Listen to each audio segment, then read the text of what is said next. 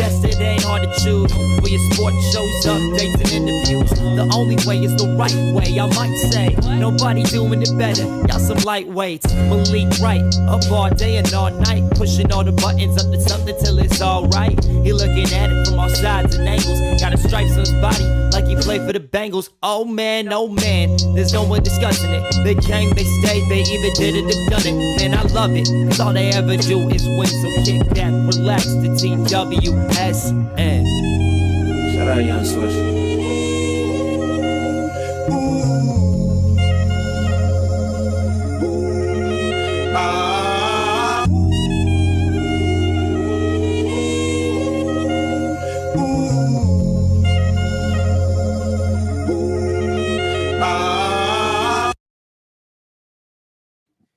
Thank you guys for tuning in to another episode of State of the Jungle with Malik Wright, presented by the Right Way Sports Network. I'm your host, Malik Wright, joined by my co-hosts. We've got Logan, we've got Evan, and we've got Daniel in the building. We got Marissa returning to the ones and twos today for the show. A lot of stuff to get into, but before we do, as always, do us a favor, give this video a like, subscribe to the channel, turn on post notifications so you guys never miss when we go live, when we upload content from the TWSN studios. Boys, the Bengals dropped another game. Another one. The Bengals are 4-8. Let me just say that again. The Bengals dropped another game. The Bengals are 4-8. The Bengals dropped another game. The Bengals are 4-8. That's not something that I thought I'd be saying before the season started. Before we jump into everything that I want to get into, I just want to say how abysmal this season has been. And we can blame coaches, we can blame players.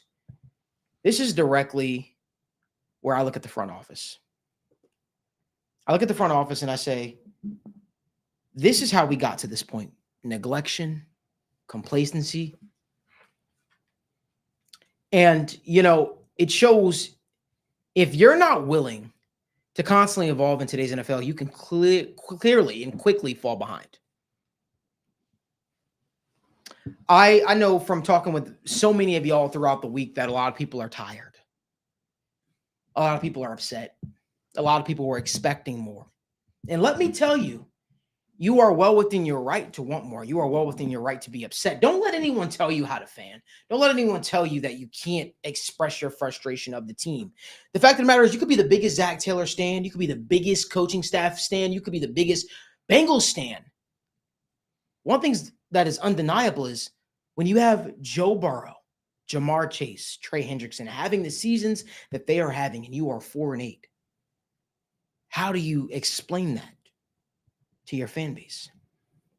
How do you make it make sense? You can't. My mother used to tell me growing up, never try to understand crazy. You'll go insane doing so.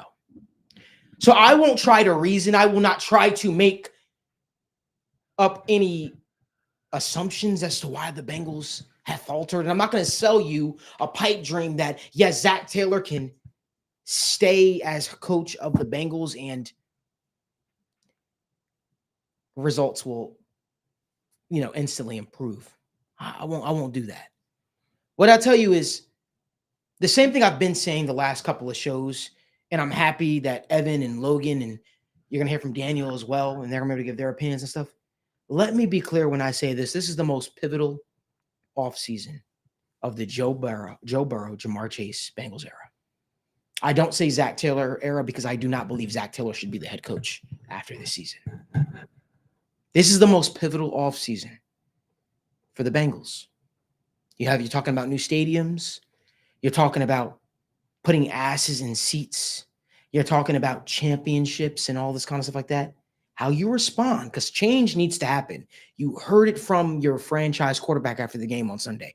Change is necessary. How you respond this offseason will dictate the rest of the Joe Burrow era. Logan, what say you?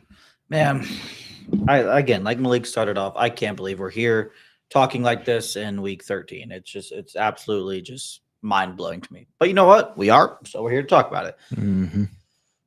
Unfortunately, I don't think you're hearing many different opinions today. I think at the end of the day, things need to change. Point blank simple. And it just can't be one thing. It can't be two things. You have to see changes in every single aspect of the Bengals, on the field, in the coaching staff, in the front office. If two of those things happen, it's probably not enough. If one of those things happen, it's embarrassing. If three of those things happen, now you can really sit and look like, okay, look, they're trying to do something different. We're trying to put our best foot forward so we can continue pushing forward in the Joe Burrow, Jamar Chase era, because that's what the focus should be about.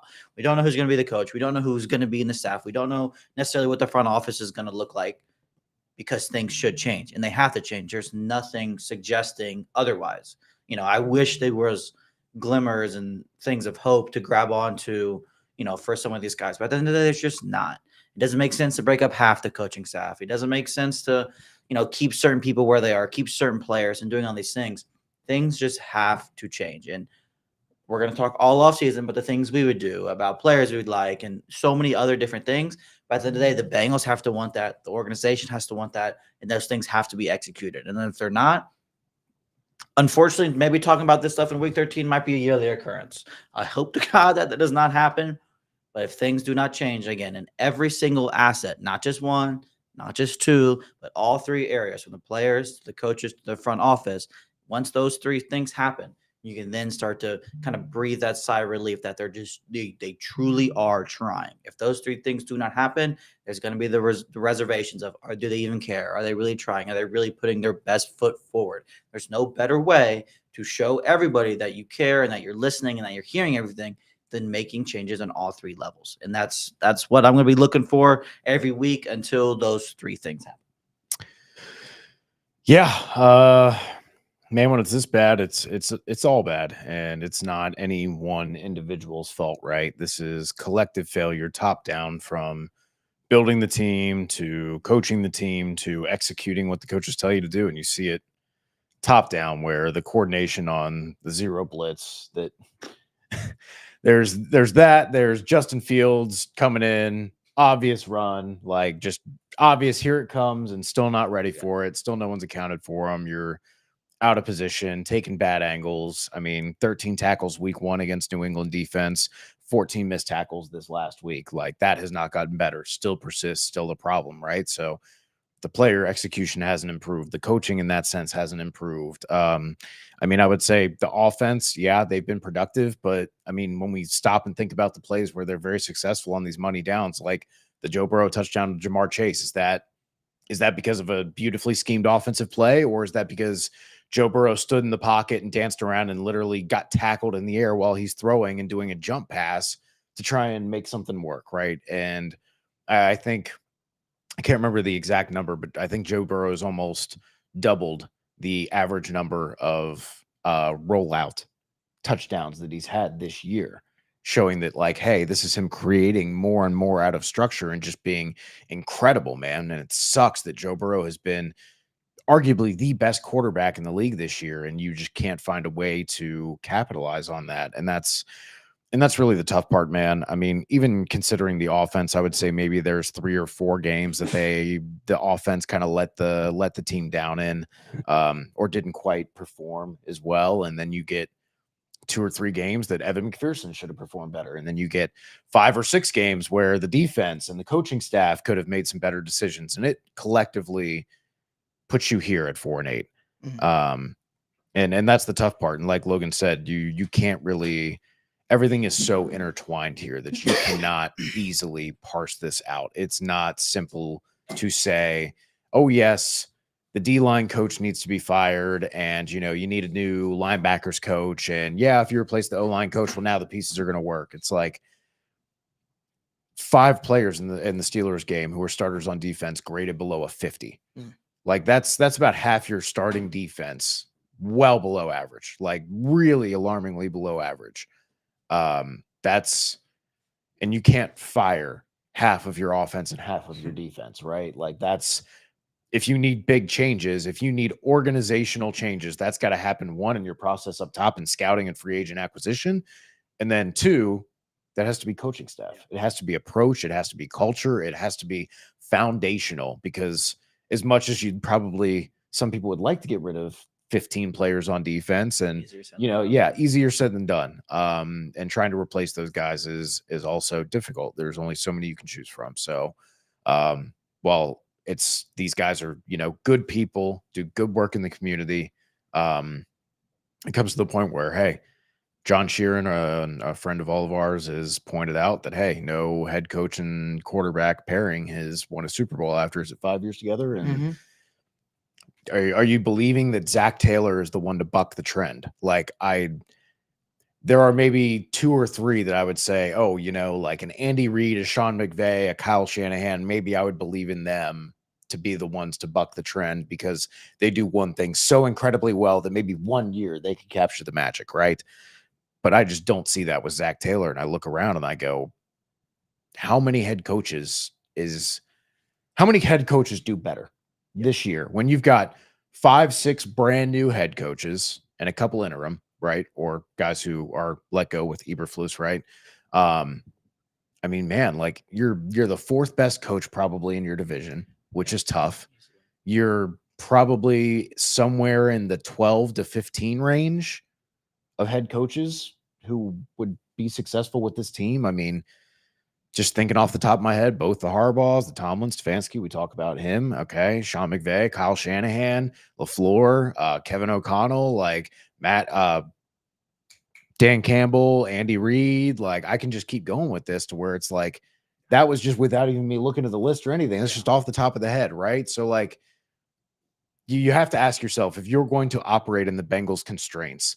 And I made this argument with quarterback for Andy Dalton, right? Why you couldn't win with solid because you are operating with a hand tied your back the way you do contracts, do deals, do scouting, free agency, all that stuff, right? So you need exceptional people at high leverage positions. Quarterback was one of those. And you see what happens where everything had to be perfect for Andy Dalton to put that 1 year together out of his entire career, right? To where he looked like an MVP. And Joe Burrow is just constantly doing it.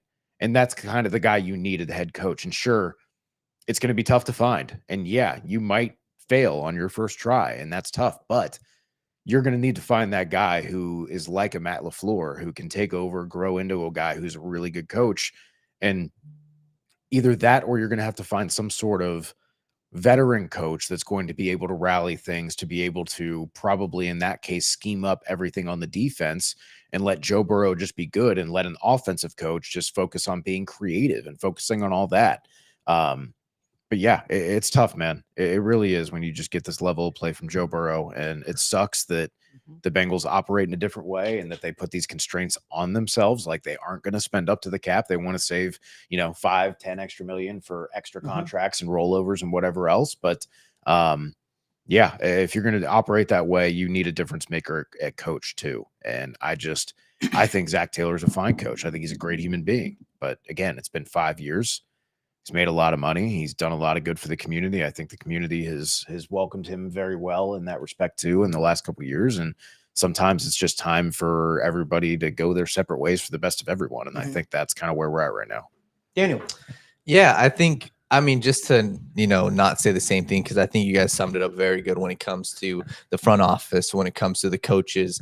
I think that's something, Malik, you hit on in the video that you made the other day that I think is one of the most important things is to look at the talent you've brought into this organization, right? Look at the talent you've brought in to this team over the past 2 to 3 years, right? Because just because you had a huge free agency a couple years ago, that's not how great teams stay on top, right? Great teams continuously evolve. And I think the first thing you have to look at the development of the young players. And you have to look at how you did in the draft. And when I look at the past couple drafts, man, there's a couple, solid hits. Chase Brown late in the draft has been a very good producer. Yoshivas at times has been a very solid producer. And obviously this year is a little too early to say. But when I look at the past 3 years, for right or for wrong, Dax Hill was on pace this year to be a very good producer, but he got hurt. The rest of these guys, you have arguably gotten zero consistent production out of all of these guys. And that's where I think football games, and I think that's where franchises and dynasties are built and won and lost. And the Cincinnati Bengals have not done a good job with that. And that's just putting it bluntly, right? When you look at the names, Dax Hill and Cam Taylor-Britt, throughout their NFL careers so far, they have not produced like a first and second round talent. And that's just the truth. I think that there's still hope for them. I really like what I saw to Dax Hill. When you go and look at Miles Murphy and DJ Turner, same thing. DJ Turner was on pace for, having a very solid year this year. He got hurt. Miles Murphy has not lived up to expectation. And that's just where it really comes in. And you go back 3 years ago and you look at the Jamar Chase draft. You missed on pretty much every other pick besides Jamar Chase and Evan McPherson. The rest of those guys are either not in the Bengals or they're not playing. Joseph Ossai is still playing. He's a solid producer. So when you look at the pure drafting of the past 3 years, that's not going to cut it for a Super Bowl caliber team, right? And let's say, okay, you can still win with not being a great drafting team, but you have to make up for it somewhere else. And they didn't make up for it in free agency. So that's really where I think an analysis of how this team has gotten here and also how you can turn it around is you have to fix it starting now. You have to look at this past draft class and say, hey, these guys can't turn out like the past drafts. We talk about guys like Jermaine Burton, like Chris Jenkins, like Josh Newton, guys like Tanner McLaughlin. These are guys that need to get snaps. Obviously, Chris Jenkins is one that you have to, I think he's the guy that's really can take this class to the next level because he was your second round pick and he's got the makings to potentially be a very, very good interior defensive lineman.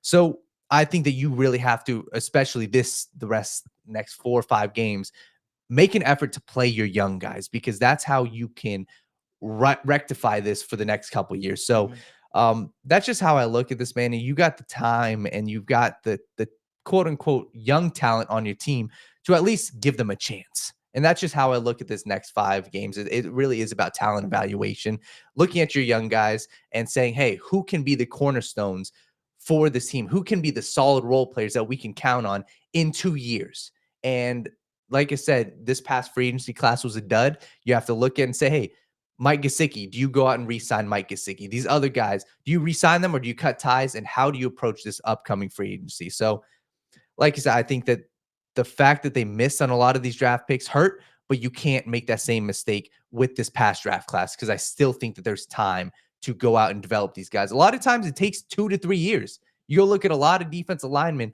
around the NFL. Look at the Buffalo Bills, Greg Rousseau. A lot of people, myself included, called him a bust after year 1, but they developed them and they continued to play him. So that's just how I look at how this Bengals team can turn around. You got young talent on your team, and if you don't develop them or if you don't get an infusion of talent in this year's class, that's how you see this team go from 4-8 now to 4-8 again next year. So, well, first and foremost, I think all 3 of you cooked just now when you spoke on and touched on the Bengals topic. One thing I'll say is a lot of people have been saying like Bengals, Zach Taylor has tenure, Zach Taylor ain't going nowhere, blah, blah, blah, the whole 9 yards. I will say this. I think that this is a little bit different. And people keep comparing it to the Marvin Lewis era. I keep talking about why Marvin Lewis has stayed as long as he did in Cincinnati. And, a lot of that has to do with him being the best, coach that Mike Brown had hired since his father's passing, right? The friendship that they formed, the transformation he did on the Bengals outlook around the league. I think a lot of stuff went into that. I also think that one thing that kind of sort of helped Marvin Lewis is he didn't operate really in the day and age of social media where it was at an all-time high like this, where you are seeing public outcry from your fan base that clearly want different. It's not just showing up, obviously, in the stands. It's showing up on various programs out there. You're seeing, various shows out there talk about Zach Taylor. And I think in large part has to do with the fact that Cincinnati's never had a quarterback like Joe Burrow. Cincinnati's never had a wide receiver like Jamar Chase. And I think that people can tell that their potential is sort of being wasted. The fact that you missed the playoffs, forget Super Bowl, forget AFC Championship. The fact that you're not even in the playoffs, in the and Joe Burrow's healthy, and Jamar Chase is healthy. I think that says a lot, and I think that's why you're getting a lot of pressure. And let me tell you right now, I've been scouring social media. I have never seen the focus being put so much more on the front office quite like it is right now. You obviously had before where people were outcry, people were pissed, people who stood up the games with the paper bags over their head and stuff like that. Be disappointed to be a Bengals fan, but you're now seeing the outcry on social media constantly. Under every post the Bengals make, the fans are ripping them.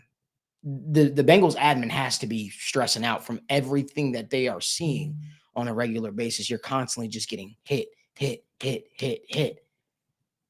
I don't know if firing a position coach or firing a coordinator can fix the outlook. I don't think if you move on from Lou, immediately people say, hey, you know what?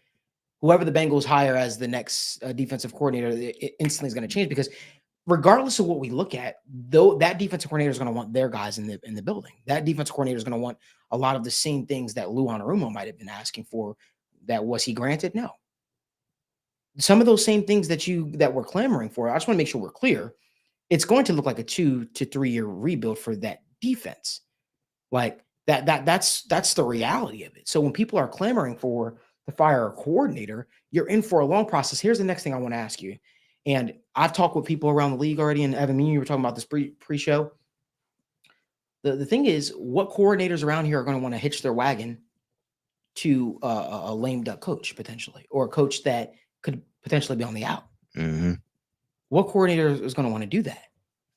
Because that's in all likelihood a real possibility. Right? If they were to keep Zach, who are they bringing in here that's going to say, hey, you know what? I think I could win with Zach Taylor? Because the sentiment around the league is, well, the front office failed this coaching staff as well as this roster.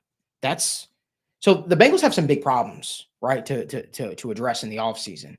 And I know that, there are conversations right now around everything where people are saying, I see MJ's like Robert Saleh. People saying hire Robert Saleh. I'm not there personally.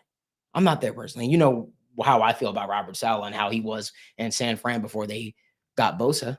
You should go look at fire Saleh tweets long before the jab, talking about when he was the defense coordinator of the Niners. It's the same situation is plaguing you. The same question marks people are got to ask yourself, right? You still have the Trey Hendrickson situation where he wants a contract. You still have to figure out what you're going to do with Sam Hubbard. You definitely need some more speed at the linebacker position, because a lot of these guys look like they're stuck in the mud and stiff. You need to address the cornerback one situation. Is it going to be Cam Taylor-Britt? Is it going to be DJ Turner?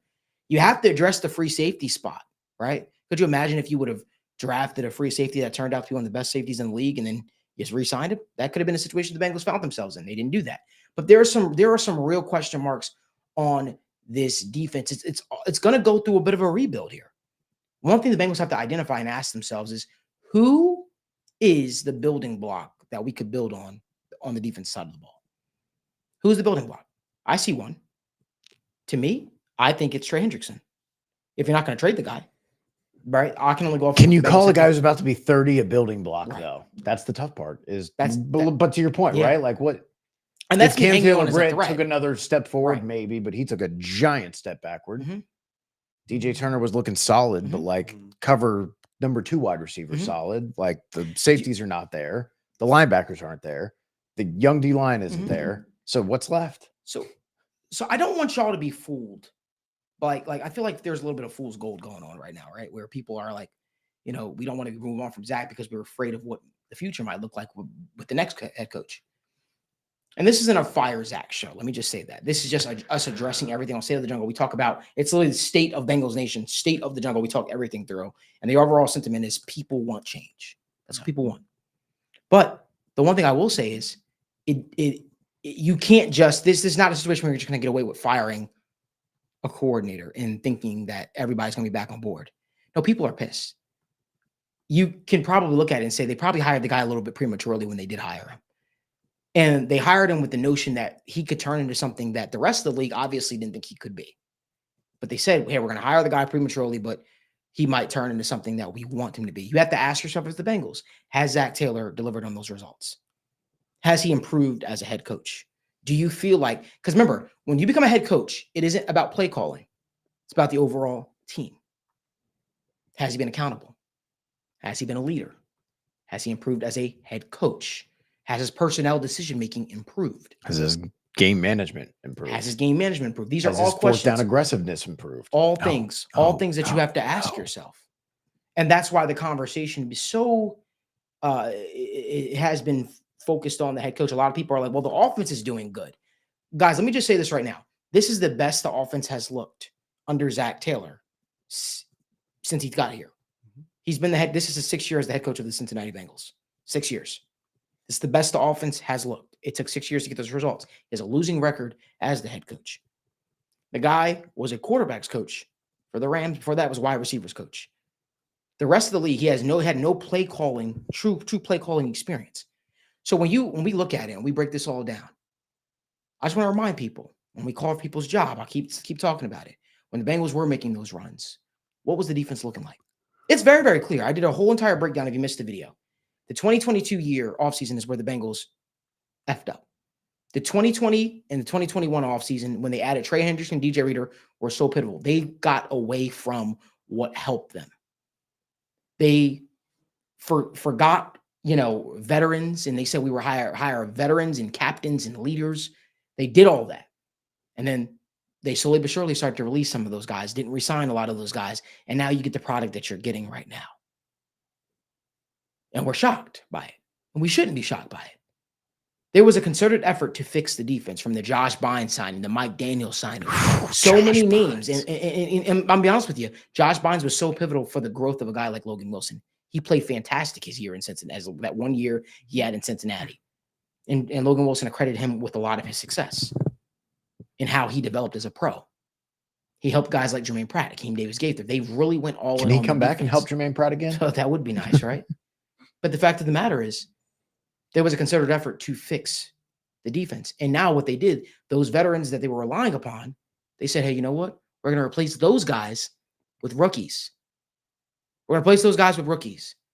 And when those guys walk out the door, the rookies are going to step up and play those crucial, those crucial minutes, those crucial downs. They're going to play in that spot. And we're shocked by the result that we're getting. And we shouldn't be. We shouldn't be. The fact of the matter is, and this goes to the Bengals, no matter who, right? No matter who is the defensive coordinator, head coach, whatever the case may be, there needs to be a concerted effort to put more veteran presence back on the defense in the offseason. That needs to happen. Chidobe Awuzie, right? We're acting as if when Lou was doing good with those defenses that he did have, we're acting as if those guys were some elite players. They were I don't know, want to mess up the word. What's it called? Reacclimation projects. Reclamation, like a reclamation. Yeah, project? reclamation project. I always messed that word up. They were pieces that people were saying didn't live up to their expectations. People like Chidobe Awuzie. DJ Reader was coming into his prime, right? But he was still a name that was kind of flying under the radar a little bit. Trey Hendrickson is a guy that people said, hey, he was just a product of playing on next to Cam Jordan with the Saints. I remember with that move that got an F. Didn't he get like an F or F signing or something, or D signing, something like that? I remember the overall outcry for those moves. They took pieces that people wrote off, like Cheeto, like Eli Apple, and they were able to get the best out of them. It's so hard and so difficult to have a top 5 defense in the National Football League, especially if you don't have superstars all along the defense, whether it's the defensive line, the linebacker, the secondary, whatever the case may be. But they did very well for what they had. They had timely turnovers. I don't care about where your defense ranks. I care about, can you get that one stop? Can you make that one turnover that's going to be needed? You can give up yards, but if you have a bend but don't break defense, that's okay in today's NFL. It's very hard, especially in an offensive favored league. It's very hard to have an elite defense. And that's one thing that I want to continue to talk about. They need to get back to that. They need to do that. And how you do that is you add more veteran presence, more veteran pieces that could help this defensive line. Pass rush has been the biggest need amongst this defensive line the last 2 seasons. And we keep expecting Sam Hubbard to turn into something that he's not going to turn into. He is what he is. The injuries and all that stuff is starting to catch up to him. It is what it is. The secondary needs more juice. It is what it is. Evan could be a scout. He literally said in the offseason, we need to add a veteran corner. We didn't do that. It is what it is. One thing I will say to people, it's not always as cut and dry, black and white as it may look on the outside. It's not that. Coaches don't always get what they want. And that's one thing I want to write home about. Coaches don't always get what they want. Sometimes you got to play with the cards that you've been dealt. And sometimes those cards are shitty. But the fact of the matter is the Bengals are 4-8. The Bengals are 4-8, and we're left asking ourselves, what's next? Well, one thing I want to talk about, if we want to touch on a little bit, is that Steelers game. I think it's no secret. The Bengals defense looked putrid in that game, right? They had their moments. It looked like it was starting off a little strong for them, but they had their moments and they weren't able to put together. Russell Wilson threw for 400 yards. Russell Wilson. And Hey, there was a lot of quick game, Malik. You can't stop that. yeah, sure. I don't know if there's any real analysis we want to give on that game. I don't really have too much more to talk to about that game personally. I more so want to look ahead. That's just me. But I want to give Logan and Evan the opportunity to touch on it if you guys like to. The only thing I'll say real quickly is, it's something I tweeted, and it's just like the more I think about it and the more I watch it, just the more just like embarrassing it gets for me. I forget who it was. It was Colt McCoy and somebody, but they posted a video about how the Steelers essentially ran 4 verticals 12 different times in that game, and it worked every single time. And that frustration to me is it's just one of the most frustrating, embarrassing things ever, because that's first off, anybody from Pee Wee football up to the NFL can run 4 verts. And they identified that as a play that would work against the Bengals, a basic play. And, again, people run it all the time. It's not like it's some easy play that never works for anybody and only works against us. But they ran it 12 times, and it damn near worked every time, whether it was just we didn't hook the curl and flat defenders. They kept pushing everything back, so they kept up and down. Then we'd come up, then we just throw it over our corner's head.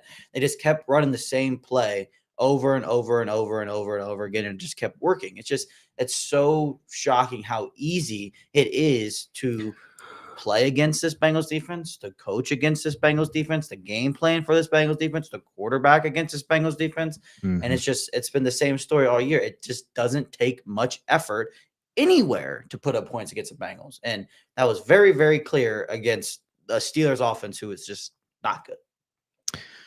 Yeah. Man, like just destroyed you with checkdowns. Just easy, wide open checkdowns. And then Lou tried to send some pressure. They couldn't get home. They couldn't execute even when they knew what was coming with the read option with Justin Fields. Couldn't get lined up and execute on the 0 blitz properly. Like, tough, man. Tough game. And on offense, man, like this game and rest of the season, please just sit Orlando Brown. Like, just sit Orlando Brown Jr. Like, Amarius Mims has been looking good. You can survive. Like, the guy's injured. He is standing upright, hobbled, does not have any type of – he was already not an athlete, and he looks really stiff and sore out there. Please, he's not right. Just let him sit.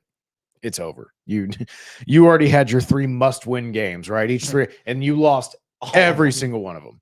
It's over. Like, I'm not saying put Joe Burrow on bubble wrap yet, but Orlando Brown is already hurt. Please, just let the man rest. Alex Kappa's probably cooked. Yeah. Like, that's was nice to see some plays from guys like Gesicki and Yoshivas, there were some fun times on the offense. Joe Burrow making great plays, Jamar Chase making great plays, Chase Brown making great plays, offensive line able to actually, there were actually some holes to run through. I was talking about how the offensive line the last couple weeks and even just the rest of the season, like how the Bengals had a problem with the physicality of the offensive line in the run game, right? And how you can pass all the time, but you do still have to have a physical mindset when you are in the run game, and how even when they would run, the gaps that they're shifting through wouldn't be so big. Well, they had a couple of big gaps open up, and that was one on the Chase Brown, like 50-yard run or 40-yard run down there to the right side in the end zone. And that was nice to see. And it sucks that, these bright moments are constantly being erased by head scratching what the fuck moments from every single person on the team at one time or another. And again, I'm not saying Joe Burrow is 100% perfect or that anybody is, but goddamn, he's already playing like the best player out there. He's already the best quarterback in the league statistically. Like, Jamar Chase is already a top 3, top 5 wide receiver. Like, what more do these guys have to do? Like, you can't just keep asking for more from them. Eventually, everyone else has to contribute, and that's just been too few and far between there, and that sucks. And it was another game where that happens, and I expect it to continue to happen the rest of the season. I don't have any disillusions there or any illusions that they're going to win out or they're going to win. 70% of their next, couple games. I look at that Broncos and Cleveland game and go, Look at the Oh, Titans God. game. Look at the Cowboys. what game. is that? What is that defense going to do when Mhm. Jameis Winston's back there just slinging it for the entire game? Yeah. Like what Bo Nix has been looking good. The Broncos have been looking good. Yeah. Like their offensive line's been exceptional in Denver. Like, And look, I just want to use this moment to say this because I haven't said it probably since the beginning of the season.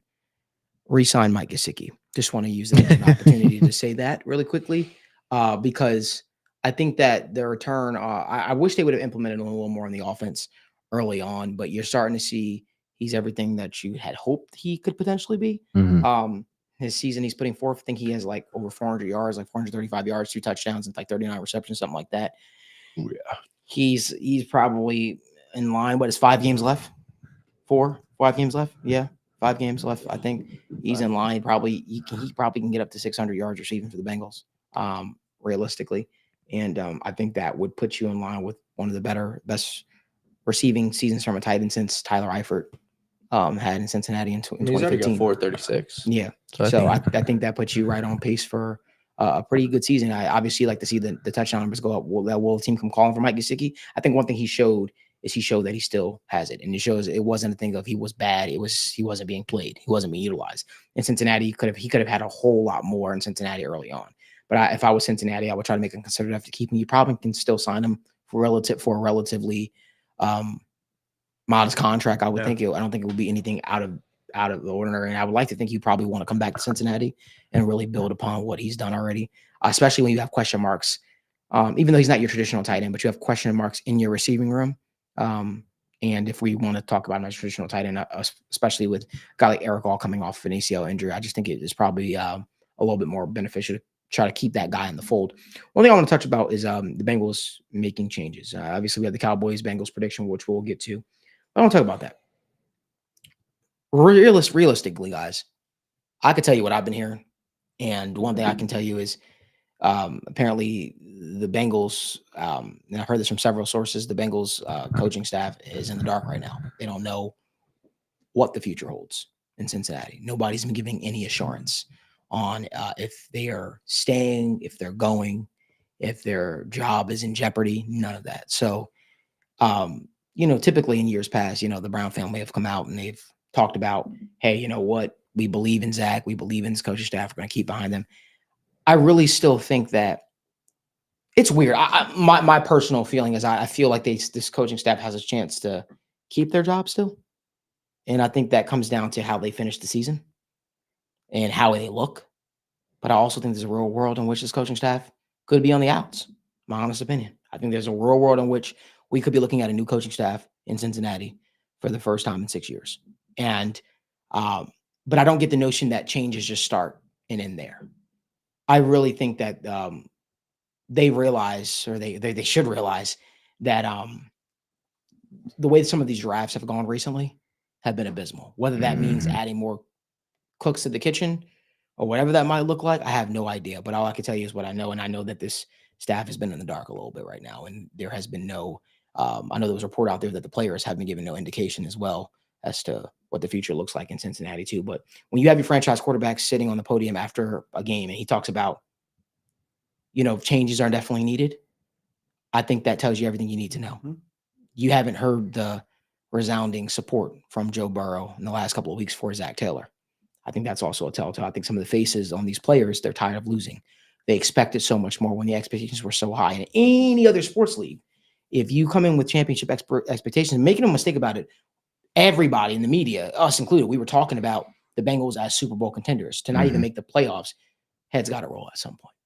Daniel, what are your thoughts? Yeah, I think that you're right. And I think the comparison, you can go look at any other sport. Go look at the MLB.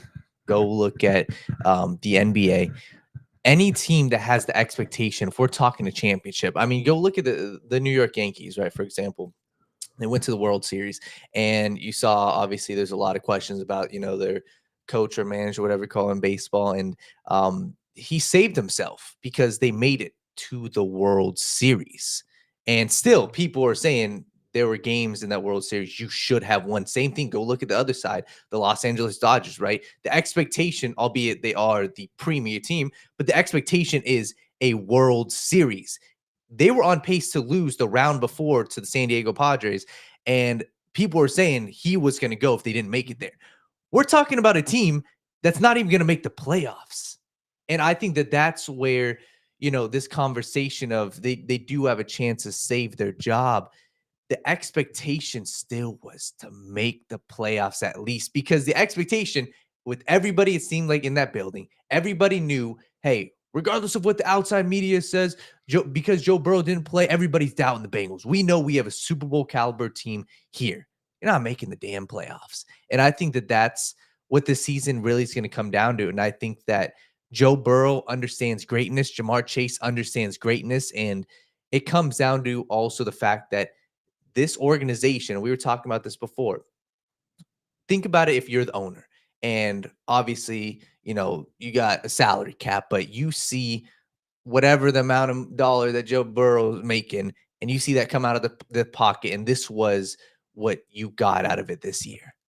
And I hate to say it, and obviously your Super Bowl window over the past, after the Bengals made it, is closed at this point. You've got to reopen a new window. And I think that in order to reopen a new window, you need change, because the year after that, we were at the AFC Championship. We were in Kansas City. You were in the Super Bowl window. You were there. You had the chance to, beat the Chiefs. You were a couple plays away from doing it. Then Joe Burrow gets hurt. And then this year, we're saying, hey, our window is still open. Well, it ain't now. So you have to find a way to get a new window open. And opening a new window isn't just bringing in a couple new free agents, and it's not just drafting. Well, I think you hit the nail on the head there. And I think the thing that's important is they have some critical decisions they have to make this offseason. The biggest one, you have to figure out which one to do with T. Higgins. That's a big one. Yes. My stance on that has changed and flip-flopped so much. Hell, I'll throw Trey in there too. Guy was asking Trey. for trade talks, wants a raise, and now he's another year older. And what's your defense look like? And I think that if you're going to get to the point where you start operating like a modern franchise, I can't believe I'm saying this right now, because Daniel and I we were up till like 2 a.m. having this debate. I kid you not. And he shares one sentiment. I share another sentiment, I think. You probably have to tag T. Higgins again. You do. You probably have to tag T. Higgins. It would be silly to let him walk. That's what I'm for thinking. Nothing. Especially with the receiver class that is so disappointing, I will say. I feel like you can probably get some real value out of that. But even if not, you keep him for another year at the very least. I know here's what I do know. I know T. Higgins does still want to be in Cincinnati. He still does want to be in Cincinnati. He's made that very clear to the front office. He's made that very clear to his agent. And I think he's still fighting and still pushing to be in Cincinnati, realizing that the reality is, and unless he gets tagged, he probably won't be back in Cincinnati. And I think that the Bengals, you've done this before. We've done the same song and dance before, where you've let players go out the door and you see them go out there and they do great. I think giving T a franchise tag is probably the realistic option, and seeing what you can get. What could you get for a T. Higgins potentially? And I know that's something that goes against the grain of what they've done in years past, right? Because they don't like to trade their own, so to speak, because of the overvaluation of a lot of these guys. But you probably have to tag T. That's the first big roster management decision you have to make. Then you have to ask yourself, do we want to keep Trey Hendrickson? I see it beneficial. I understand years past they haven't really signed guys that are 30 years old, the whole 9 yards, but Trey's still playing at an elite level from a pass rush standpoint. I could see a world in which it makes sense to probably give Trey a 2-year deal, for me personally. I just don't believe that pass rushers just fall off cliffs like that. I think the production still speaks volumes of why guys like Von Miller are still on a roster and still Why producing. Justin Houston could just spin move until he was 35. I personally would try to extend Trey a little bit longer, in my honest opinion. And then you have another question coming up. What do you do with Mike Hilton? Yeah. Mike Hilton was somebody that's been invaluable for this Bengals defense and this coaching staff. For me, that's especially with the cornerback room in disarray, I would say. And already so young. Yeah. Do you keep him? Do you bring him back for another year deal? I'm sure Mike would sign for a year deal. Right? I mean, these are honest conversations that need to be had. But understand, any of the moves that you make should not derail you from looking to upgrade the roster at certain positions. If you were to re-sign a Trey Hendrickson, that should not stop you from going out there drafting a potential elite edge rusher that could help you. That should not stop you from maybe even adding a pass rusher via free agency that will help you. The same thing goes for the cornerback spot. You do not want to get rid of guys and leave holes on your rosters that have questions. That's why you got into the spot that you're in right now. Moving off of guys prematurely, thinking that you have an answer. It's real. It's a real conversation. Evan, I'll let you get into the conversation. Yeah, I just keep coming back to when we talk about front office changes and why it's time for that. We've given plenty of credit to the Bengals organization for making changes over the recent years with how they approach free agency, with spending more money, with being a little more modern and how much they're willing to pay quarterbacks and their guaranteed money that they give out in that sense. Fan outreach, all that stuff that they've done, right? All those different approaches they've taken. And we talked about how the next frontier for them is how they structure contracts. Well, we're also sitting square face, just looking straight in the eye of this other problem that is your player acquisition process has failed you for multiple years now. Daniel brought up the free agent class where you had Von Bell and DJ Reader and all of these guys in the same year. And that's great when it works. And Cheeto and Eli Apple and every single one of those was a hit in their own way. You're not going to get that lucky. That's the 2012 Seahawks draft. That's the 2017 Saints draft. That's lucky. And then unfortunately the pendulum has swung back the other way. But my overall point is, in all facets of life, I always say that you should be process, not results oriented, right? To where sometimes you have good process and things just don't work.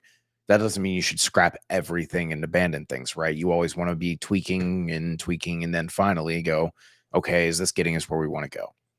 I think you can clearly say right now that the small scouting staff, we've got a charming little group of guys who really get along and we have great times. And, we don't really need to go visit anywhere. We can just watch the film from here. Clearly, that's not working out for you. The coach is shouldering part of the scouting load. Like, yes, you definitely want coach input.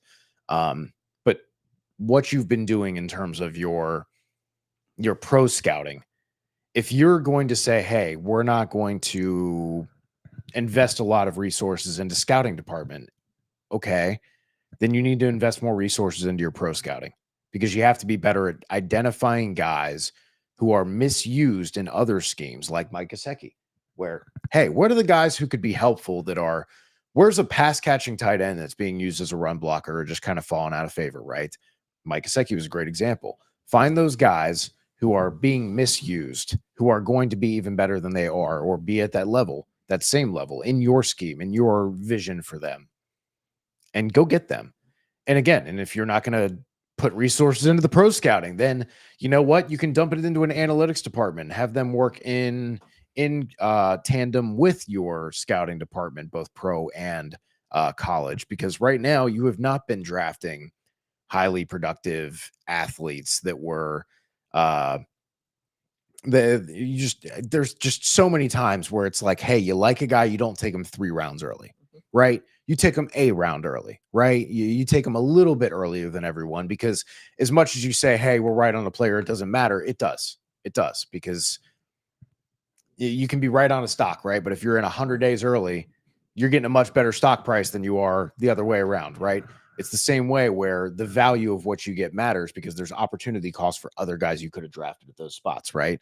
You could have gotten another really good player in the 2nd round instead of Jackson Carman or instead of Drew Sample. You could have gotten a real 2nd round talent, not a 5th round talent, right? And that matters. So you have to reevaluate your process is the biggest takeaway I have. And you've had years of this, years of operating like this. And the couple home runs you get, you're not hitting at a high enough rate to where you're not playing in the same waters as teams like Philadelphia, who say, hey, we're going to give you 10 contract years with 6 void years, and we'll figure it out in 5 or 6 years. That's not how they operate. So if you're not going to play in those waters, you got to beef up somewhere else.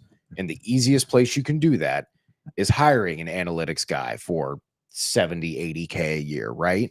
You're not, this is not $2 million for another coach. This is not, hiring the best O-line coach for $5 million a year. I say that's the biggest edge in sports, is because there's no salary cap for your staff. There's no stopping you from getting the best people out there. Having more voices, more ideas from outside of the room, outside of the organization, because they're familiar with the way, because they're comfortable with the way. Well, fuck being comfortable. Because look where being comfortable's got you. This ain't comfortable. This doesn't feel good. I don't know if everybody else is comfortable where we are right now, but I'm not happy with it. I think the players are not happy with it. Something's got to change. So, like you talked about previously, you bring in the gentleman from the Vikings who seem to have brought in some new ideas. Pitcher has some new ideas. You've seen motion rates and play action rates, the best they've been in, the 5-6 years that they've been here in this organization. Like, you need more of that in all aspects and facets of the front office, the scouting department, everything. That's my biggest takeaway looking at all this. For sure. Logan.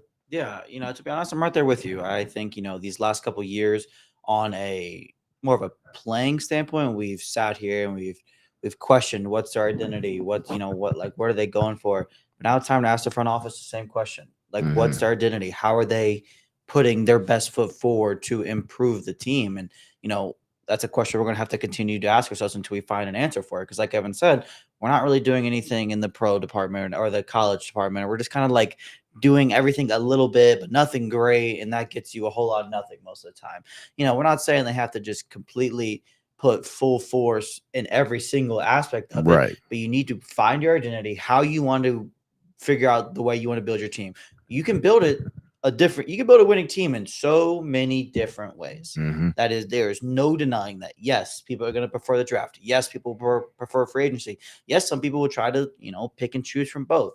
But when you are struggling as bad as the Bengals are in all of the areas, you have to identify what you want, what you think is the most sustainable, effective, whatever direction you want to go, you have to go. You can't just keep trying to do a little bit of everything, but not really doing anything at the same time.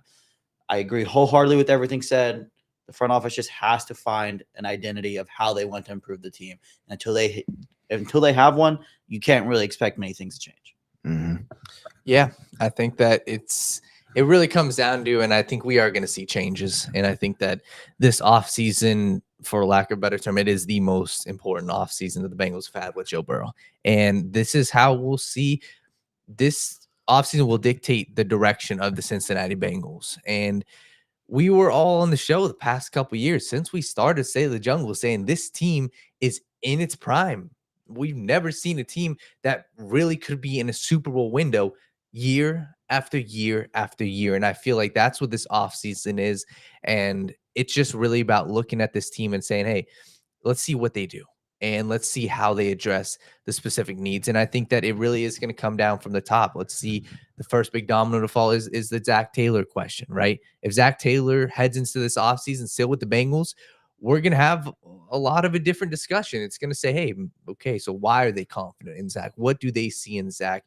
And how do you continue to roll with Zach in this staff? Did anything else change? Are any other coaches gone? Or, hey, if all these guys are gone, what's your next outcome and what's your next move? So I'm just curious to see how the next couple weeks look, because we saw how they looked against a great Pittsburgh Steelers team. We saw how they looked against a very good Chargers team. We saw that they looked against a very good Ravens team. Let's see how they look against a team with Cooper Rush at quarterback right now. And let's see, can they find a way to dominate the Cowboys, or is this going to be another close game that they lose that maintains their identity this year, that they're a soft team that can't win close games? So, yeah. Listen, I think we are all sharing the same sentiment that this season has been, it's been a nightmare, just to put it lightly. But outside of obviously us talking about organizational changes, let me just tell you right now, I don't think this is wishful thinking what we're talking about either.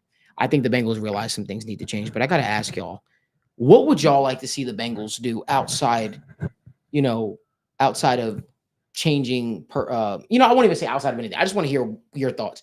What would you guys like to see the Bengals do? We kind of tiptoe around it a little bit, but that's why we do Stay in the Jungle, because you get unfiltered opinions. We ain't got to worry about any BS from the outside. What would y'all like to see the Bengals do? Logan, let's start with you. I think for me, just, if I'm picking one avenue and running with it, it would have to be something along the lines of improving the way you draft, the thought process, whether that's hiring a different, not even hiring a GM or hiring a different player of personnel, whatever it is, or getting an analytics guy in there to draft better production, athlete scores, combine everything.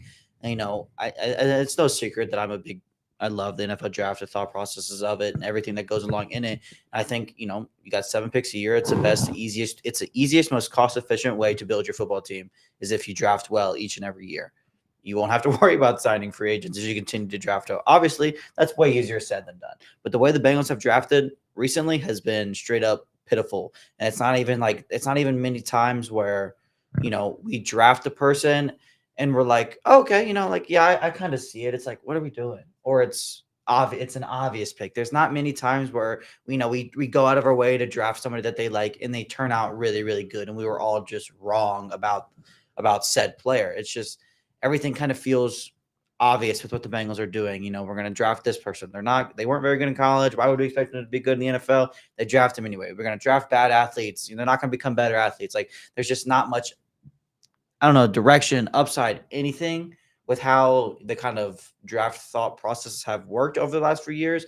But again, I think that's the easiest, most effective way, cost efficient way to build a football team. So I'm throwing money into that, whether it's, scouts, analytics, GM, anything and everything, just towards the draft. That's how I would try to build my football team. Yeah, I think for me, it really is. It starts with the head coach, and this is just my philosophy. I think that I don't see Zach turning this around with this team, and that's why I would start. And we kind of talked about this yesterday, but I'm of the mindset I'm not going into this head coaching search. Let's say they were to fire Zach Taylor, move on. I'm not going into this interviewing 6 different guys and saying, okay, is it Ben Johnson? Is it Mike Vrabel? Is it John Gruden? Is it Bill Belichick?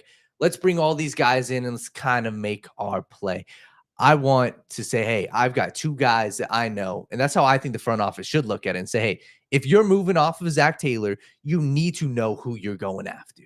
You cannot just go for a blind search. And obviously, a lot of head coaching searches you need to bring in the guy.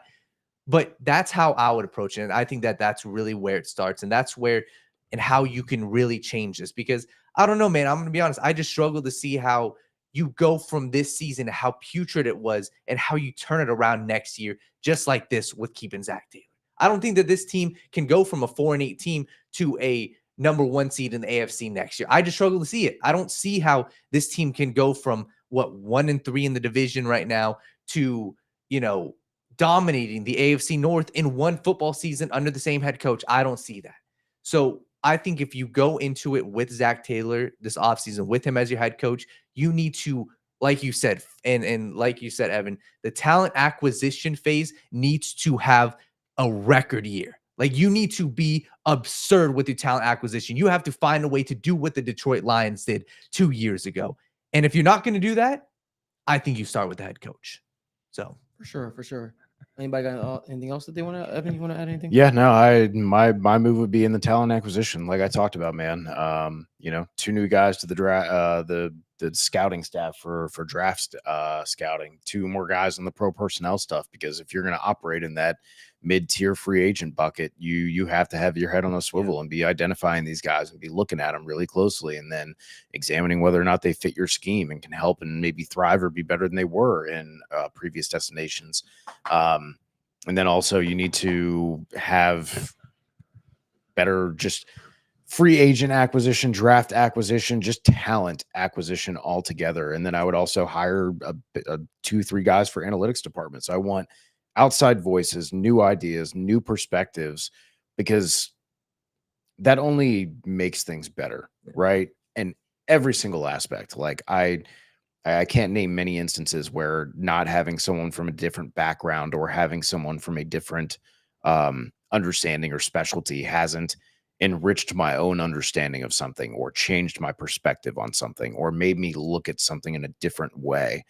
And it's the same way where every time you read the Big Book of Belichick, or you read the the history of football. Like anytime you read Bill Walsh or Doug Farrar and they talk about the game and how it's developed and modernized, you always find things that make you look at the game a different way, right? It's the same way when you have a coaching staff, when you have an evaluation staff. Having new perspectives and different lines of thinking introduces you to new ways of experiencing things, of identifying things, of valuing things. And that's really, really valuable in day-to-day life and every single bit of the process and every aspect of the organization. So I would just be trying to get, hey, 2 people to the analytics staff, 2 people to the draft staff, 2 people to the pro staff. You don't have to go crazy and hire 10 more people and have the biggest room in the entire NFL, but you definitely need to look internally at how you can take the load off of some of the guys to do. Yes, they can match the quantity of work, but the quality of work is clearly suffering as a result. Yeah, and that's the thing too, is just, having just 2 people here, 2 people there. Bengals do things so differently that 2 people will go such a long way. And that's not even, It's almost a asking that 30% much. increase of a staff sometimes. and Yeah. I think that's why it's even more frustrating, because it doesn't take that much to just put in a little more effort. Like I said, we're not asking to go from the smallest to the absolute largest, areas. Right. We just want another idea or two. Look how different the offense has been with a different idea or two. Like, you should see that and want to try to do that in more and more ways, and bring it into the front office, and just a little bit will go such a long way for this organization. Mm-hmm. I agree. One thing I want to transition to our last topic before we head out of here. What are we hoping for the remainder of the season? Obviously, we could talk about previewing the Steelers Bengals game, but what is something that the Bengals fans should be looking to for the rest of the way? I could tell you right now, the way that I look at it now, I'm analyzing the roster as a whole, looking at who's good options to stay, options to go. What are going to be some critical fixes the Bengals need to make in the offseason? I'm going to be analyzing this roster from a different perspective. I'm also going to be looking at some of the coaches, the effort that they give, how bad the players fight for a guy like Zach Taylor. Will it be consistent down the stretch? The question I got for you guys as well is, if the Bengals lose 2 more games this season, which could happen, right? That means that will put them at 10 losses on the year. Jeez.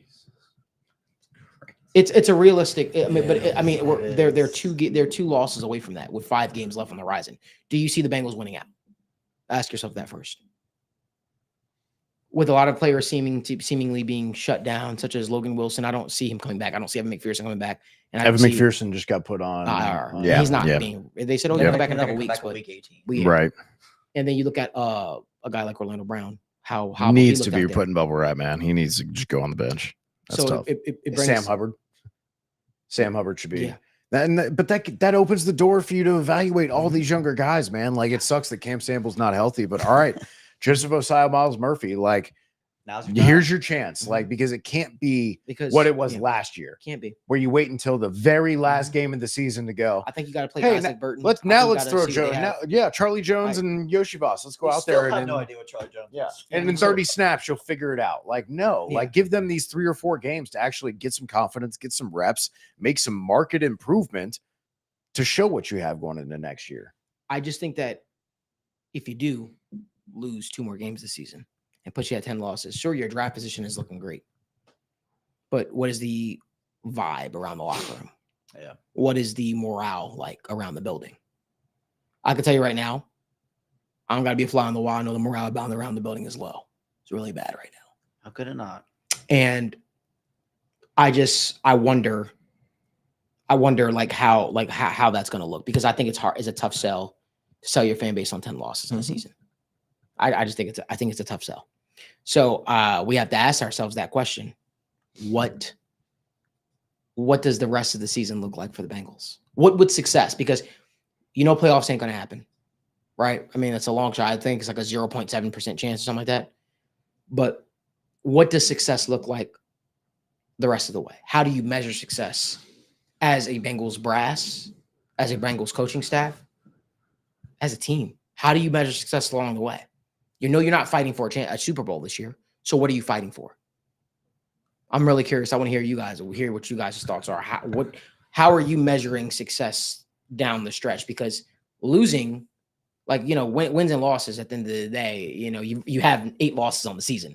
It's bad. Yeah. Well, that's what you're fighting for. What are you fighting for? You're fighting for what are you fighting for? Mhm. You're fighting for pride and a paycheck. Yeah. That's what you're fighting A for, job. right? Yeah, that's you're trying to put stuff on tape if you're going to be a free agent or you're coming up on free agency in the following year, or you feel like you might get cut. Like this is your opportunity to be like, hey, look, but yeah, at the end of the season there, I really picked it up when this, that, or the other thing happened, right? Like it's your only shot. And so that's what you're playing for. But really, it's if you're the Bengals brass, it's talent evaluation. So you can figure out, like I said, where you need to improve because you can't go into the season and be like, okay, well, Yoshivas is going to break out and Charlie Jones is going to be, whatever Charlie Jones is going to be. And then you roll into the season. And then the whole time you're spending 8 weeks trying to figure out who the wide receiver 3 is. Mhm. And then you finally settle on 12 personnel and Eric All is your tight end and Mike Gesicki is your wide receiver 3. And then Eric All goes down and now you're fucked again. And you're still trying to figure it out. And Jermaine Burton can't get in there. And now Trent Irwin's like, you still don't know who your wide receiver 3 really is. It's some sort of hybrid of Mike Gesicki sometimes and Yoshivas others. Like, you can't be that fucking clueless as to a crucial part. Like wide receiver 5, sure, be fucking clueless. Like, yeah, cool. Yeah.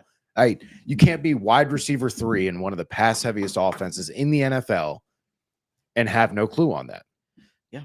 Like that's my biggest thing. So put in, if DJ Ivy's good to go, throw DJ Ivy out there, throw Josh Newton out there, throw Tyson Anderson out there, throw these guys out there. Akeem Davis Gaither, like, hey, he looked a little rough in some spots, but you know who's looked really fucking rough is Jermaine Pratt. So like, why don't we just figure it out? Figure out what you have in those guys. And if they're bad, like you said, Malik, you got nothing to lose.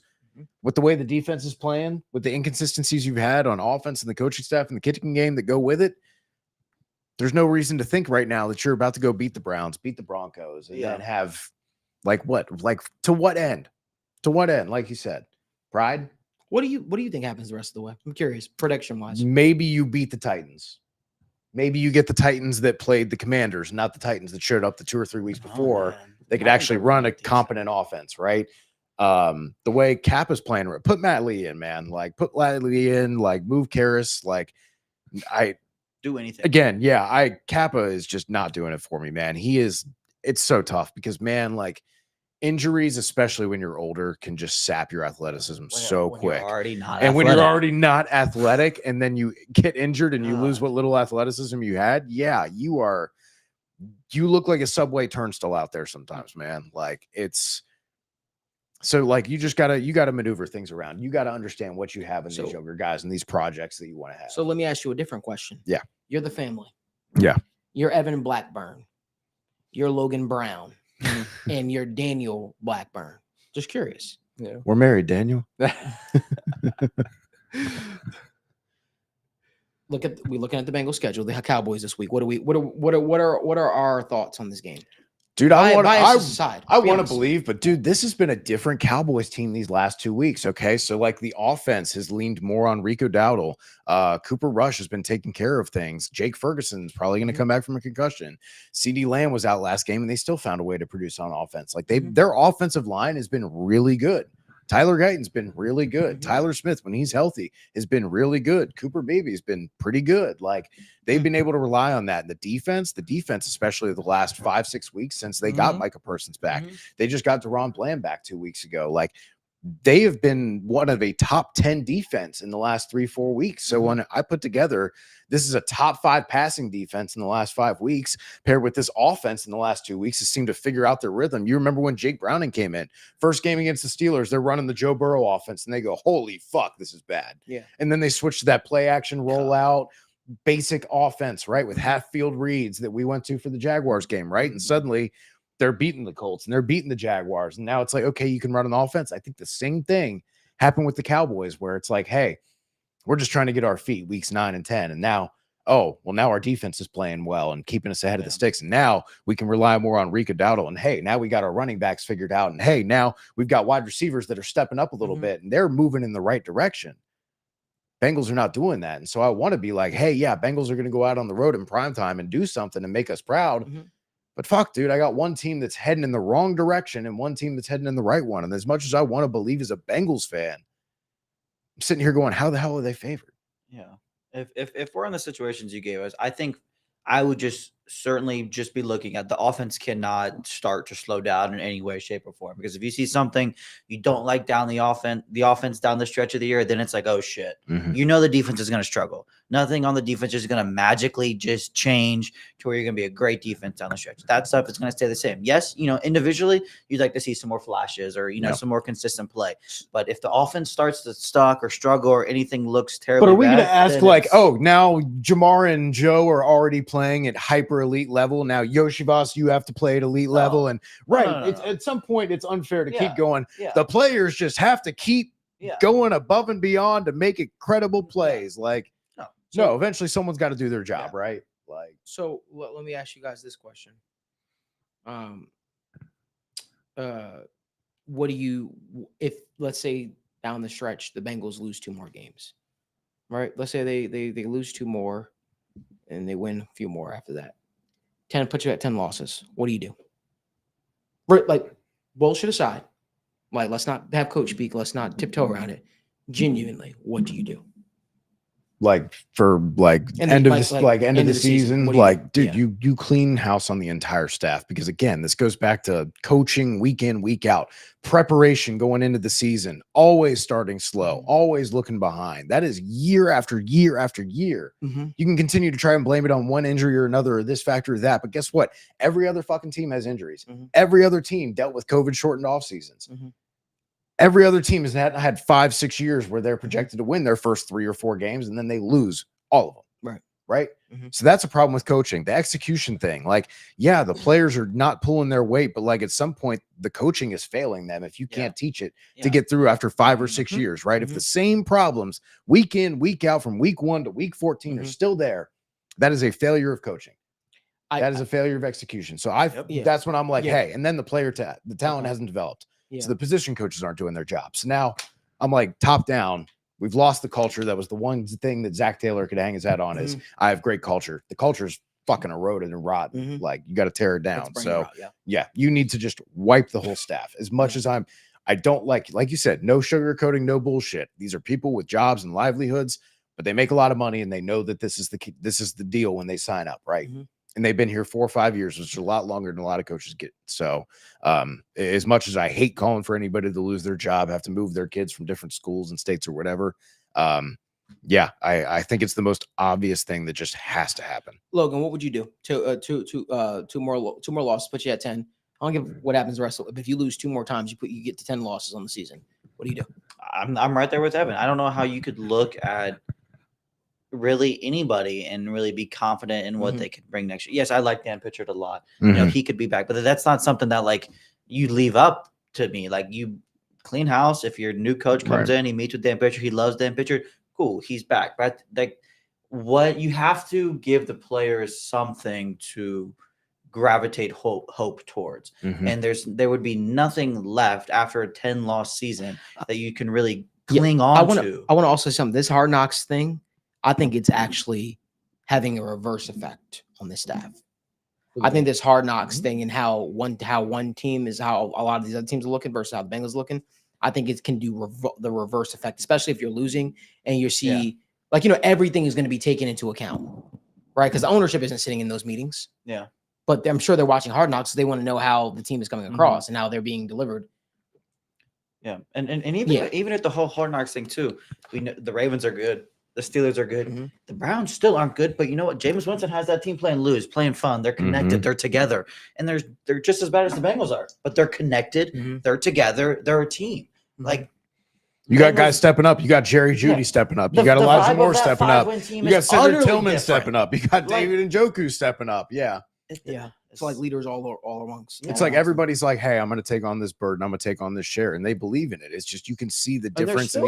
What is the energy of their sideline, of their team, of their offense? And our offense was scoring every single drive too. Yeah. But it's completely different vibes because they know what. And it isn't even like the offense is excited. It's like everything is just morale. It's all frustration. You feel like, and this is kind of how it felt like for the Bengals. It's like you're playing catch up, and it's like you're just trying to, prolong the inevitable. That's kind of how the offense feels like. And I feel like that's the hard part. Like, those 2 games, look at the Broncos versus Browns game and look at the Bengals versus the Steelers game. Two similar, games when it comes to very high scoring games, but they felt so much different, right? I think the Bengals, it was like an absolute gut punch when, they turned the ball over twice. And I go back to something that Zach Taylor said in one of his press conferences. It was the Ravens game, I believe. What was the game that Chase Brown fumbled, right? You were up by 7 points, 10 points. Chase Brown fumbles. And even Zach Taylor said, man, like, you just feel that, and that weighs on you the rest of the game. Like, that's exactly what I feel like this Bengals team is. And going back to the point about Hard Knocks, I think that this Hard Knocks thing is a huge thing. I mean, from a fan, that was one of the things that I first watched as a fan. I would go back and look at the Cleveland Browns, go back and look at, there was a bunch of the Hard Knocks where the Houston Texans, where as a kid, you're watching that being like, yo, that's what's going on in that team. That is exactly what's going on. And even though it's a snippet, that's what's going on. And one of the takeaways, everybody's raving about Mike Tomlin, right? Raving about him. See how he predicted the sack of, Herbig on Joe Burrow, and just how he's, helping George Pickens out. You see those interactions with the players, and then you talk about, well, what's my team doing?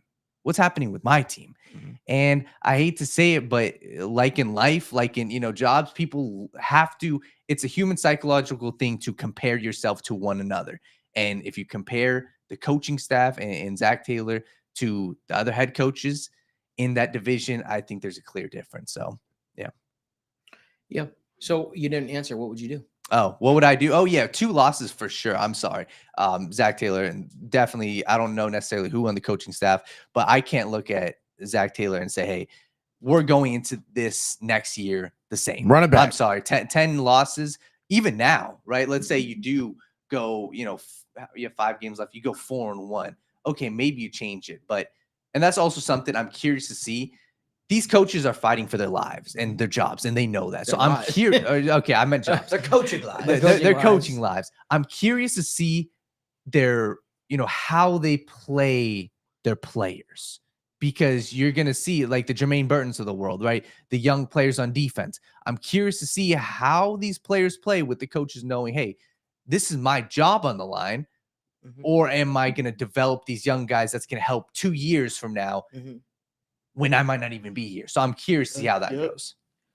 I just think that a lot of the moves that the Bengals coaching staff have been making are, it's like I did the video, reactionary moves, like, being hard pressed to change from certain players to others because you think that maybe, that veteran player might give you the best opportunity to save your ass. Mm-hmm. And you want to put, you certainly choose a veteran player versus a second-year player or a third-year player who's been around the block a little bit, Needless to say, this is going to be an interesting offseason, but we have the Cowboys Monday Night Football game coming up on tap, and it's a big game. It's a big game for the coaching staff, for a lot of these players. I'm excited to see guys like Jermaine Burton, guys like Miles Murphy, a lot of these players down the stretch. Hell, I'm even going to be looking forward to see if Geno Stone can show something down the stretch here. Maybe something clicks. Maybe he gets it somehow.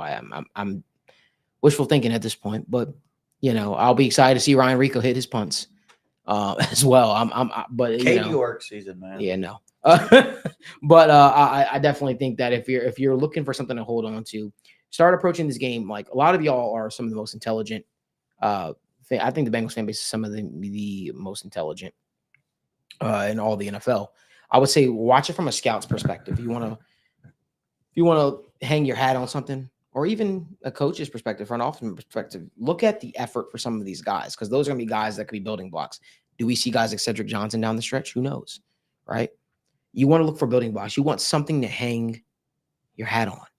Doesn't matter about wins and losses at this point. I mean, sure, you're not mathematically out of it, but you're really looking for something to build upon for the future. And I think that's the biggest takeaway that I want a lot of Bengals fans to take away. I'll say some of the positives, because we've been talking very negative on the show today.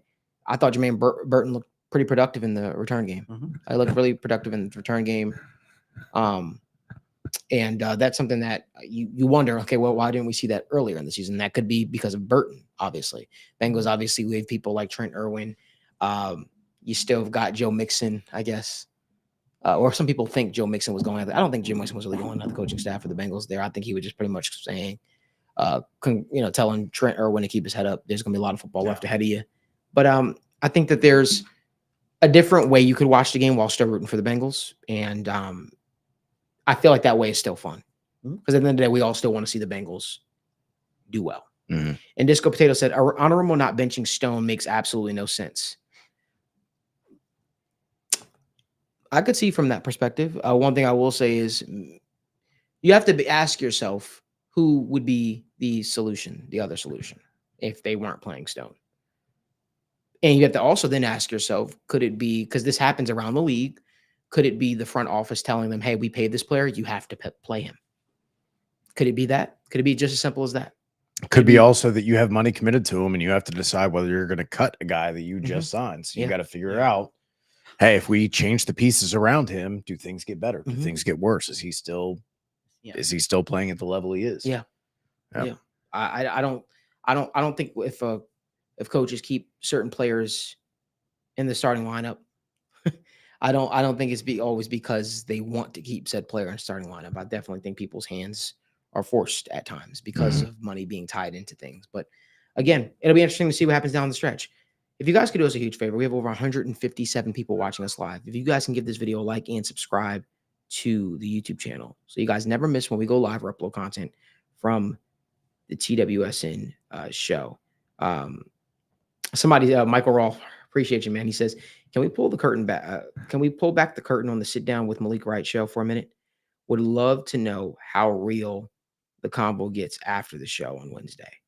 Put the TWSN crew in charge of scouting. I was gonna say, usually we have some pre-show. We would get some like pre-show combos, but I think after talking for like an hour and a half, hour 45, because we go for a while sometimes. We can get a little rundown. We get a little rundown. I would say the conversations are very, very intense as we talk about ways we can fix the Bengals. You also see the conversations me and Daniel have. Those are very intense regarding ways to fix the Bengals. Daniel, you got to realize Daniel grew up watching the Patriots. That was the team he watched. He became a Bengals fan before their first playoff victory. I will say that before their first playoff victory in over 20 plus years. He got here just in time. He did. Lucky bastard. I mean, I think the big thing that sold him on it was that the Bengals were the first team that he rooted for that he actually was going to the games for. But he comes from a culture where he's still learning the Bengals culture in a lot of ways in terms of why they don't do things like right. Like one conversation him and I were having was, why the hell won't they like trade their players? Why won't they tag and trade Teague? Why won't they move off of guys early? And I said, that's just not how they do business. And Daniel's trying to make a reason with it. And he's coming at it from a completely logical standpoint. It makes a lot of sense. From a rational perspective. That's the life he knows. Like he comes from the life of the NFL where the you Patriots, cut Jamie and Collins a year too early, and then he goes to the Browns, and then you sign him back a year later. Yeah, they'll move off of guys a year earlier versus keeping them in. He's trying to learn a lot of why the Bengals do what they do. It's easy to cover the Bengals when things are great and things are good, but now we're getting into the meat of things. We're getting into the thick of things, and now we're trying to figure out what could make this roster tick. What could help bring a championship to Cincinnati? And we're in for some. To me, I love the draft phase personally. I love breaking down some of these players, and I love the offseason. I really, really do. It's going to be a little bit of a different type of offseason for us, but as you guys know, regardless, we'll still be having the coverage for you. I'll still be going live after every single Bengals game, talking things through, the good, the bad, the ugly, because that's what it's all about here, And I can't believe we're already this deep. We're at week 14. Yeah, week 14. I can't believe we're this deep into 14. Yeah, I can't believe we're this deep into the season. When we started on this journey, this has been still a fun year for me personally. Starting and putting TWS in a focal point. So I want to appreciate all y'all for tuning in and supporting and still staying locked in. Somebody's Andrea Janice says, I just saw the odds are high for us to get Bill Belichick next year. Yeah, I believe the 6th highest odds.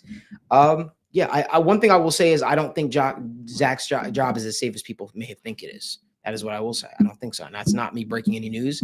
I just think that there's a real chance that the Bengals could lose 2 more games this season. And I think it's a hard sell on the fan base after you have 10 losses with a healthy Joe Burrow for everybody. I just don't think firing a coordinator or a position coach is going to be enough to get it done. But we'll see. We'll see what happens. But this is 6 years to the staff. Next year would make 7 years. Do you go into a 7th year, right, with the staff that you don't believing? Do you? I don't know. I'm not the Brown family. Does Duke Tobin? I don't see Duke getting fired necessarily, but do you bring in an actual general manager? It's going to be interesting, you know. And Tom Jones says, Malik, do you think Mike Brown, Katie, Duke, Zach, or any coaches watch these podcasts and hear what fans are saying? I can tell you without a shadow of a doubt, so many members of the front office watch the show. I when I meet them, when I've met them in our suite, they were congratulating, saying, hey, we know the work that you do. We see the work that you've done. I've been told that around the community before. I've been shot text messages from people saying, hey, this is what Troy said about, he watched your show, XYZ. But, I think it's one of those things where they pay attention. They like to have a pulse on what's going on. That doesn't make me more important than anybody, or my voice is important. This is why I State of the Jungle, because everybody has a voice. Everybody has a voice. And I know they watched the show because they took a clip from our show and put it in one of their Bengal weekly show things that they do. So I definitely know that they watched the show, and I appreciate them for even tuning in. And hopefully y'all know this ain't like a Pat McAfee thing. This ain't like an ESPN thing. I want the team to do good. I came here to be an agent of It's all change. from a place of love. I do, man. Yeah. I will say I will always keep pushing the envelope more for the Bengals to do more.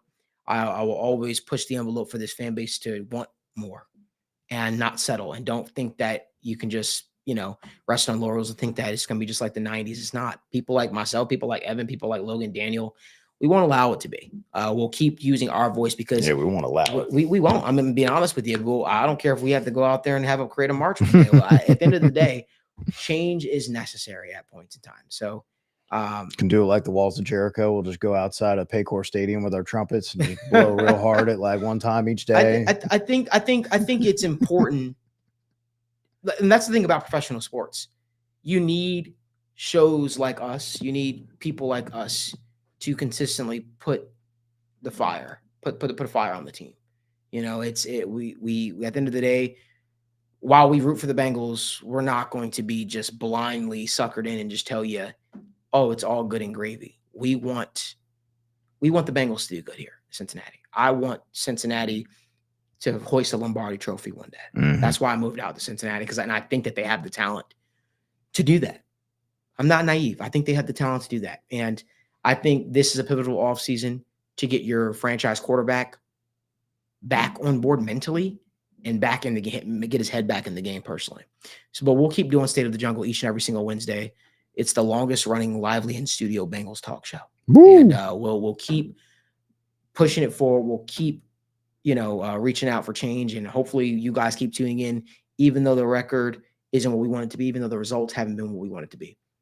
The fact that you guys, 150 plus of you, are still here on a Wednesday evening when the Bengals are 4-8. Thank you. At almost 8:30, we appreciate you. And realize, no matter what, without y'all, none of this is possible. So tweet at us, talk to us, ask us questions. We won't get away from that as well. But just know we never think that we're bigger than any of you, because we realize y'all make this thing tick, and we appreciate y'all for making us a part of your Wednesday routine. We look forward to seeing you guys next Wednesday. And until next time, Hoo day.